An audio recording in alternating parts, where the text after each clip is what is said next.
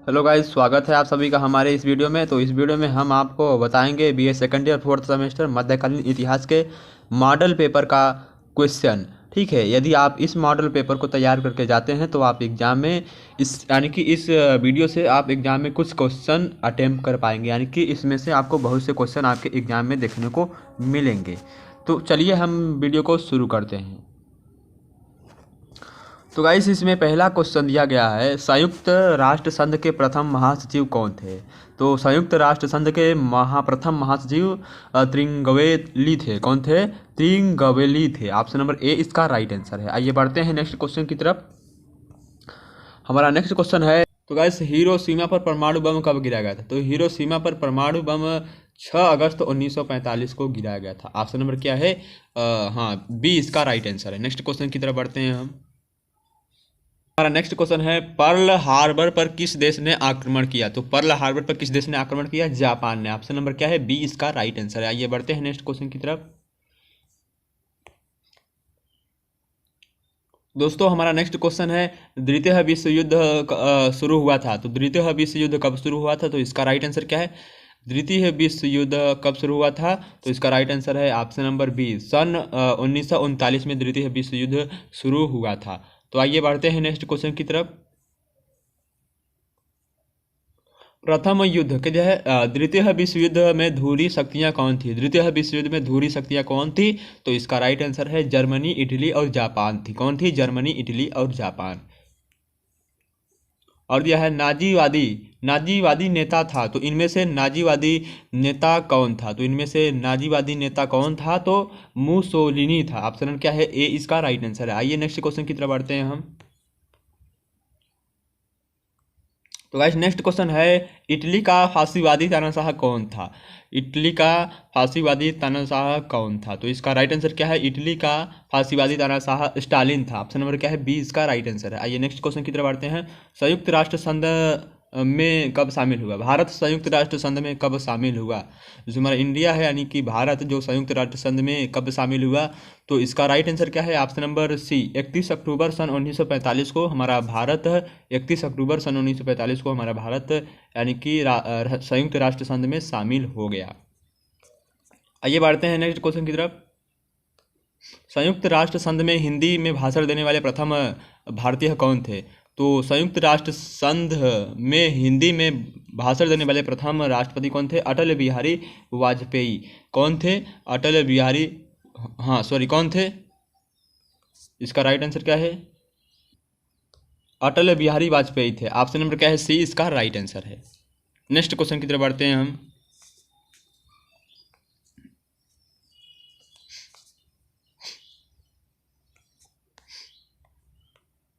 दोस्तों, हमारा next question है,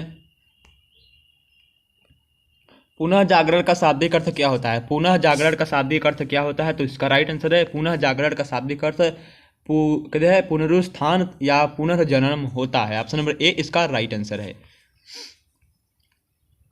और क्या दिया गया है, दी प्रेज ऑफ फॉली किसने लिखी? दे प्रेज ऑफ फॉली किसने लिखी, यानी यह किसकी पुस्तक है? तो इसका राइट आंसर है एडम स्पेंसर की है। किसकी है? Adam Spencer. आइए नेक्स्ट क्वेश्चन की तरफ बढ़ते हैं हम। मार्टिन लूथर किस देश से संबंधित था? मार्टिन लूथर जो था वो किस देश से संबंधित था? तो मार्टिन लूथर जर्मनी से संबंधित था। कौन सा? जर्मनी से संबंधित था। आइए नेक्स्ट क्वेश्चन की तरफ बढ़ते हैं हम। जेसुइट संघ की स्थापना किसने की थी?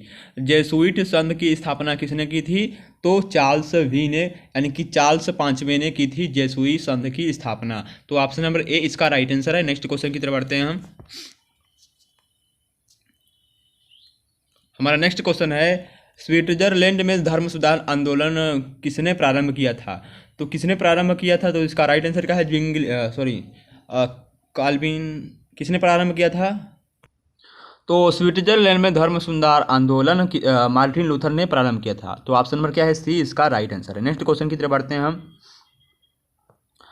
यूरोप में धर्म सुधार आंदोलन का वास्तविक प्रणेता कौन था? यूरोप में धर्म सुधार आंदोलन का वास्तविक प्रणेता कौन था? कौन था? हेनरी द्वितीय था। कौन था? तो इसका राइट आंसर क्या है? हेनरी तृतीय था। कौन था? हेनरी तृतीय। सॉरी, यहाँ पर दिया गया है भी ट्रिपल आई है। ठीक है, तो हेनरी कौन था? VIII ऑप्शन नंबर बी इसका राइट आंसर है। आइए नेक्स्ट क्वेश्चन की तरफ बढ़ते हैं। द लास्ट जजमेंट अंतिम निर्णय किसकी रचना है? द लास्ट जजमेंट अंतिम निर्णय किसकी रचना है? तो राफेल की है। किसकी है? राफेल। ऑप्शन नंबर सी इसका राइट आंसर है। नेक्स्ट क्वेश्चन की तरफ बढ़ते हैं हम। छापे खाने का आविष्कार किसने किया था? तो छापे खाने का आविष्कार किसने किया था? तो इसका राइट आंसर क्या है? ऑप्शन नंबर क्या है? सी, गुटेनबर्ग ने छापे खाने का आविष्कार किया था। आइए बढ़ते हैं नेक्स्ट क्वेश्चन की तरफ। प्रसिद्ध चित्र मोनालिसा जो है, प्रसिद्ध चित्र मोनालिसा किस कलाकार की रचना है? प्रसिद्ध चित्र मोनालिसा किस कलाकार की रचना है? तो इसका राइट आंसर क्या है? हाँ, प्रसिद्ध चित्र मोनालिसा किस कलाकार यानी किस चित्रकार की है? तो एंजेलो की है। किसकी है? एंजेलो। ऑप्शन नंबर क्या है? ए इसका राइट आंसर है। निम्नलिखित में से किसे मानवतावाद का पिता कहा जाता है? निम्नलिखित में से किसे मानवतावाद का पिता कहा जाता है? तो ऑप्शन नंबर सी, दांते को कहा जाता है। ऑप्शन नंबर क्या है? सी इसका राइट आंसर है। इंग्लैंड में गौरवपूर्ण क्रांति कब हुई थी? इंग्लैंड में गौरवपूर्ण क्रांति 1680 ईस्वी में हुई थी। ऑप्शन नंबर क्या है? बी इसका राइट आंसर है। नेक्स्ट क्वेश्चन की तरफ बढ़ते हैं। इंग्लैंड के समय यानी कि इंग्लैंड की क्रांति के समय वहाँ का शासक कौन था? इंग्लैंड में क्रांति के समय शासक कौन था? तो इसका राइट आंसर क्या है? जेम्स द्वितीय था। कौन था? जेम्स द्वितीय। ऑप्शन नंबर क्या है? बी इसका राइट आंसर है। नेक्स्ट क्वेश्चन की तरफ बढ़ते हैं हम। नेक्स्ट क्वेश्चन है, lecture on the industrial revolution in England नामक पुस्तक किसकी है? तो इंग्लैंड नामक पुस्तक किसकी है? तो इसका राइट आंसर क्या है? क्या है? अर्नोल्ड टायनबी की है। किसकी है? अर्नोल्ड टायनबी। ऑप्शन नंबर बी इसका राइट आंसर है। नेक्स्ट क्वेश्चन की तरफ बढ़ते हैं हम। औद्योगिक क्रांति के समय कह दिया है, औद्योगिक क्रांति सर्वप्रथम किस देश में शुरू हुई थी? तो औद्योगिक क्रांति सर्वप्रथम किस देश में शुरू हुई थी? तो इंग्लैंड में शुरू हुई थी। ऑप्शन नंबर क्या है? बी इसका राइट आंसर है। नेक्स्ट क्वेश्चन की तरफ बढ़ते हैं हम। फ्लाइंग शटल लूम नामक यंत्र किसने बनाया था? फ्लाइंग शटल लूम यंत्र नामक यंत्र किसने बनाया था? तो इसका राइट आंसर क्या है? फ्लाइंग शटल लूम नामक यंत्र जॉन के ने बनाया था। ऑप्शन नंबर सी इसका राइट आंसर है। नेक्स्ट क्वेश्चन की तरफ बढ़ते हैं हम। अलेक्जेंडर ग्राहम बेल द्वारा टेलीफोन का आविष्कार कब किया गया था? अलेक्जेंडर ग्राहम बेल द्वारा टेलीफोन का आविष्कार कब किया गया था? सन 1876 ईस्वी में किया गया था। ऑप्शन नंबर क्या है? ए इसका राइट आंसर है। नेक्स्ट क्वेश्चन की तरफ बढ़ते हैं हम।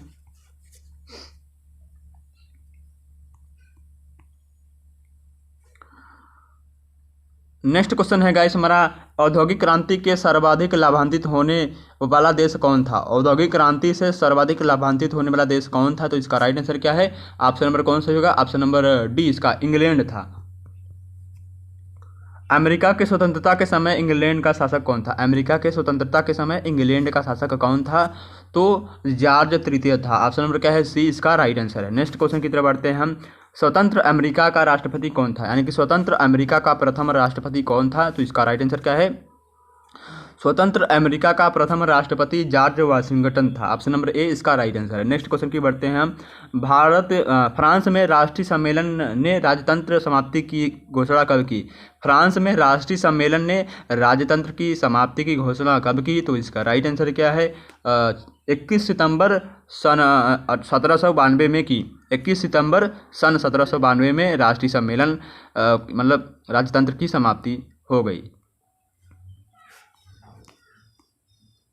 नेक्स्ट क्वेश्चन है हमारा दिया गया है, सोशल कॉन्ट्रैक्ट सामाजिक समझौता नामक पुस्तक किसने लिखी है? तो किसने लिखी है? तो इसका राइट आंसर है रूसो ने लिखी है। ऑप्शन नंबर ए इसका राइट आंसर है। आगे बढ़ते हैं नेक्स्ट क्वेश्चन की तरफ।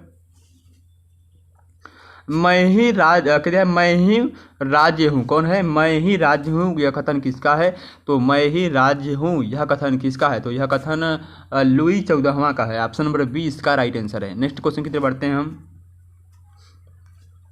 फ्रांस का राष्ट्रीय दिवस कब मनाया जाता है? फ्रांस का राष्ट्रीय दिवस कब मनाया जाता है? तो इसका राइट आंसर है 14 जुलाई सन 1789 ईस्वी को फ्रांस का राष्ट्रीय दिवस मनाया जाता है। 14 जुलाई, इसको ध्यान में रखिएगा।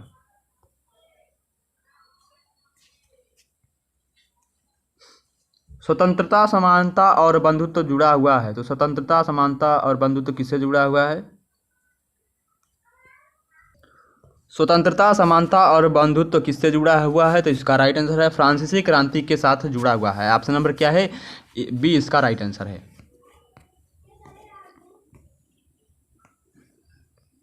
अमेरिका की खोज 1492 ईस्वी में किसके द्वारा की गई थी? अमेरिका की खोज 1492 ईस्वी में किसके द्वारा की गई थी? तो इसका राइट आंसर है अमेरिका की खोज 1492 ईस्वी में क्रिस्टोफर कोलंबस के द्वारा अमेरिका की खोज की गई थी 1492 ईस्वी में। इसको ध्यान में रखिएगा।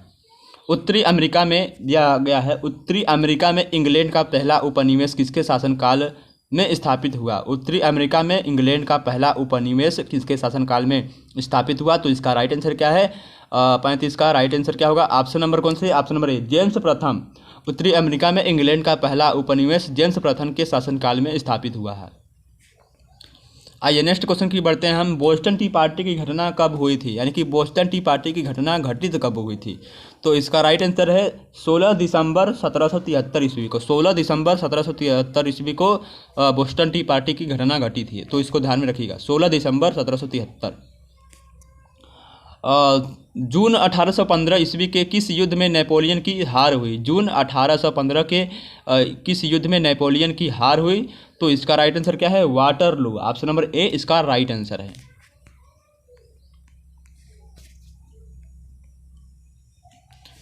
फ्रांस में सिविल कोड कब लागू किया गया था? फ्रांस में सिविल कोड कब लागू किया गया था? तो इसका राइट आंसर क्या है? 1804 ईस्वी में फ्रांस में सिविल कोड लागू किया गया था। नेपोलियन ने महाद्वीपीय व्यवस्था किसके विरुद्ध लागू की थी? नेपोलियन ने महाद्वीपीय व्यवस्था किसके विरुद्ध लागू की गई थी? तो इसका राइट आंसर है इंग्लैंड के बीच। ऑप्शन नंबर ए इसका राइट आंसर है। नेक्स्ट क्वेश्चन की तरफ बढ़ते हैं हम। क्रांति पुत्र किसे कहा जाता है? क्रांति पुत्र किसे कहा जाता है? यानी क्रांति पुत्र किसे कहा जाता है? नेपोलियन को कहा जाता है। ऑप्शन नंबर ए इसका राइट आंसर है। जोसेफाइन कौन थी? जोसेफाइन कौन थी? तो इसका राइट आंसर है नेपोलियन की पत्नी थी। जोसेफाइन नेपोलियन की प्रथम पत्नी थी।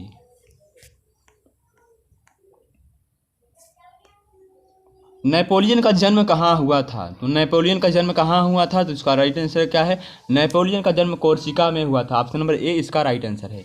और अल्सेन लारेन क्षेत्र किसने, यानी कि किसकी खाने थी? अल्सेक लारेंस क्षेत्र में किसकी खाने थी? लोहे की खाने थी। ऑप्शन नंबर सी इसका राइट आंसर है। किस देश ने श्रृंगाल नीति को अपनाया था? किस देश ने श्रृंगाल नीति को अपनाया था? तो इसका राइट आंसर है इटली ने श्रृंगाल देश नीति को अपनाया था। ऑप्शन नंबर ए इसका राइट आंसर है।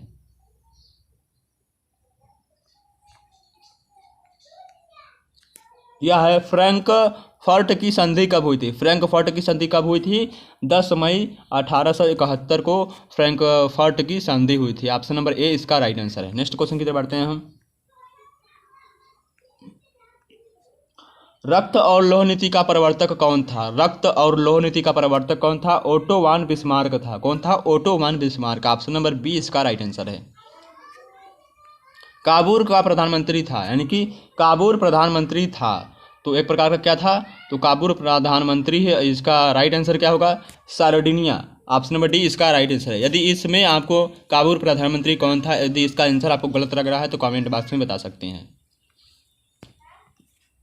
लाल कुर्ती दल का प्रमुख था, तो लाल कुर्ती दल का प्रमुख क्या था? इसका राइट आंसर क्या है? लाल कुर्ती दल का प्रमुख कौन था? इनमें से कोई नहीं। ऑप्शन नंबर डी इसका राइट आंसर है।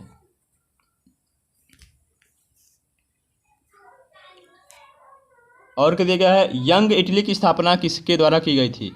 यंग इटली की स्थापना किसके द्वारा की गई थी? तो मैजिनी के द्वारा की गई थी। ऑप्शन नंबर कौन सही है? ऑप्शन नंबर ए इसका राइट आंसर है।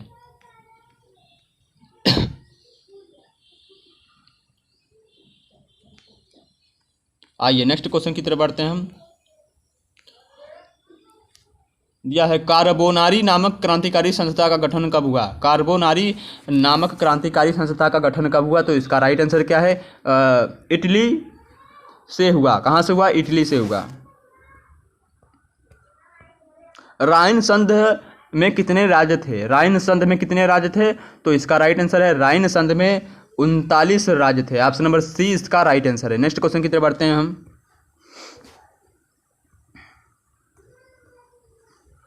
जोलवरीन संध का स्वरूप था, तो जोलवरीन संध का स्वरूप क्या था? तो इसका राइट आंसर क्या है? आर्थिक था। ऑप्शन नंबर डी इसका राइट आंसर है। बिस्मार्क को प्रशा का चांसलर कब नियुक्त किया गया था? बिस्मार्क को प्रशा का चांसलर कब नियुक्त किया गया था? सन 1862 ईस्वी में बिस्मार्क को प्रसा का चांसलर नियुक्त किया गया था। चलिए नेक्स्ट क्वेश्चन की तरफ बढ़ते हैं हम। दिया गया है नेक्स्ट क्वेश्चन, प्रसा और ऑस्ट्रिया ने डेनमार्क पर आक्रमण कब किया? प्रसा और डेनमार्क ने ऑस्ट्रिया पर आक्रमण कब किया? तो इसका राइट आंसर क्या है? इसका right answer option number D, 1864 ईस्वी को 1864 ईस्वी को प्रसा और ऑस्ट्रिया ने क्या किया? डेनमार्क पर आक्रमण किया। ऑटो पर्शियन युद्ध कब हुआ था? ऑटो पर्शियन युद्ध कब हुआ था? सन 1866 ईस्वी में ऑटो पर्शियन युद्ध हुआ था।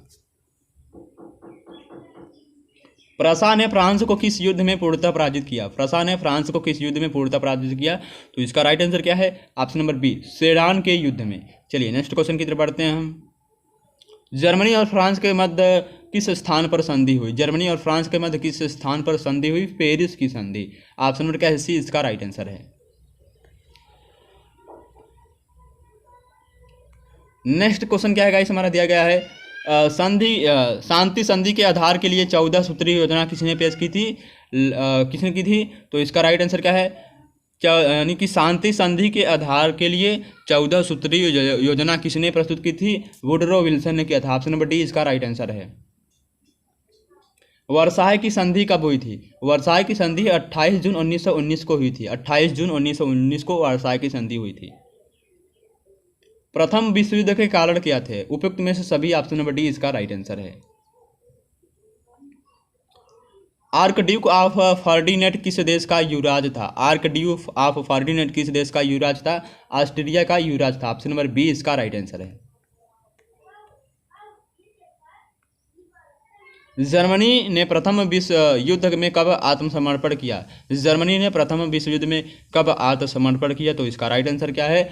11 नवंबर 1918 को जर्मनी ने प्रथम विश्व युद्ध में आत्मसमर्पण कर दिया, यानी अपने आप को हार मान लिया। मित्र राष्ट्रों ने ऑस्ट्रिया के साथ कौन सी संधि की? मित्र राष्ट्रों ने ऑस्ट्रिया के साथ कौन सी संधि की? तो इसका राइट आंसर क्या है? सेंट जर्मेन की संधि की। Saint Germain. Option number B इसका राइट आंसर है। वर्साय स्थित था, तो वर्साय कहाँ पर स्थित था? इसका राइट आंसर क्या है? वर्साय फ्रांस में स्थित था। ऑप्शन नंबर सी इसका राइट आंसर है। पेरिस शांति सम्मेलन का उद्घाटन किस देश के राष्ट्रपति द्वारा किया गया? पेरिस शांति सम्मेलन का उद्घाटन किस राष्ट्रपति के, यानी किस देश के राष्ट्रपति के द्वारा किया गया? तो किसके द्वारा किया गया? फ्रांस के राष्ट्रपति द्वारा किया गया। ऑप्शन नंबर बी इसका राइट आंसर है। प्रथम विश्व युद्ध हुआ था, प्रथम विश्व युद्ध कब हुआ था? तो इसका राइट आंसर क्या है? प्रथम विश्व युद्ध 1914 और 1918 के बीच हुआ था। 1914 और 1918 के बीच प्रथम विश्व युद्ध हुआ था, यानी चला था। 1917 ईस्वी की रूसी क्रांति के समय रूस का शासक कौन था? 1917 ईस्वी की रूसी क्रांति के समय रूस का शासक कौन था? तो इसका राइट आंसर क्या है? जार निकोलस द्वितीय था। ऑप्शन नंबर सी इसका राइट आंसर है। रूस की क्रांति के समय रूस के किस वंश का शासन था? रूस की क्रांति के समय रूस में किस वंश का शासक था, यानी किस मतलब शासन था, किस वंश का शासक था रूस की क्रांति के समय? तो इसका राइट आंसर है रोमानोव वंश का शासन था। ऑप्शन नंबर बी इसका राइट आंसर है। यूनेस्को का मुख्यालय कहाँ स्थित है? यूनेस्को का मुख्यालय कहाँ पर स्थित है? तो इसका राइट आंसर है पेरिस में स्थित है। ऑप्शन नंबर बी इसका राइट आंसर है। नेक्स्ट क्वेश्चन की तरफ बढ़ते हैं हम। अंटार्कटिक चार्टर की घोषणा कब की गई? अंटार्कटिक चार्टर की घोषणा कब की गई? तो इसका राइट आंसर है 14 अगस्त 1941 को अंटार्कटिक चार्टर की घोषणा की गई। ऑप्शन नंबर सी इसका राइट आंसर है। वीटो शक्ति का वर्णन किस अनुच्छेद में किया गया? तो वीटो शक्ति का वर्णन किस अनुच्छेद में किया गया? तो इसका राइट आंसर क्या है? वीटो शक्ति का जो प्रदर्शन है वो अनुच्छेद 29 में किया गया, यानी कि अनुच्छेद 29 में। ऑप्शन नंबर सी इसका राइट आंसर है। यदि कोई भी आंसर गलत लग रहा तो आप कमेंट बॉक्स में उसका आंसर बता सकते हैं। श्रम संगठन पुस्तक का लेखक कौन है? श्रम संगठन पुस्तक का लेखक कौन है? तो इसका राइट आंसर क्या है? ऑप्शन नंबर बी रूसो है। श्रम संगठन पुस्तक का लेखक रूसो है, यानी कि who is the author of the book organization of labour? तो कौन है? रूसो है। ऑप्शन नंबर बी इसका राइट आंसर है।